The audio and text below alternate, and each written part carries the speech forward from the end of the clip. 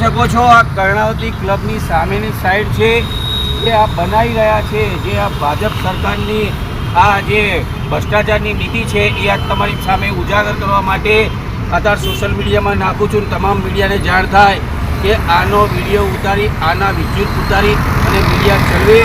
આ કર્ણાવતીની બિલકુલ સામે ઇસ્કોન ગાંઠિયાની બાજુમાં જે છે આ એક પ્લાસ્ટિકના સળિયા નાખ્યા છે, એવા પ્લાસ્ટિકના સળિયા નાખ્યા છે. હવે વિચાર કરો, આપણે ગામડાઓમાં તો રેડિયા છે ને ધાબુ ભરે તો લોખંડના સળિયા નાખતા હોય છે. આ પ્લાસ્ટિકના સળિયા નાખીને શું સાબિત કર્યું છે કે જનતાના ટેક્સના પૈસા ભ્રષ્ટાચાર કરવા માટે છે. જનતાના ટેક્સ ભરતી નથી, જનતા ટેક્સ ભરે, મોટા મોટા પુલ તૂટી જાય, મોટા મોટા કૌભાંડ કરવામાં જ શક્ય બની રહ્યું છે. હવે આગળના દિવસોમાં આની મોટી તપાસ થવી જોઈએ. આની તપાસ કરીને આ જે પણ અધિકારીઓ હોય, જે બિલ્ડરો હોય, જે કોન્ટ્રાક્ટર હોય એની ઉપર એક્શન લેવા જોઈએ. આ એક પ્લાસ્ટિકના સળિયા નાખે છે એટલે એનું કારણ શું? આ ચોખ્ખો ભ્રષ્ટાચાર દેખાય છે.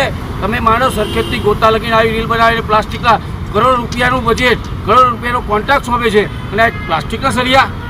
હું એક કોંગ્રેસ ગુજરાત પ્રવક્તા છું અને તમને નહીં માનો, એક જનતાને પણ આને વિડીયો જાગૃત કરવો જોઈએ અને આમને કડકને કડક સજા થઈ જોઈએ અને આ ભ્રષ્ટાચાર રોકવો જોઈએ. पढ़ते रहिए fight against criminal daily newspaper.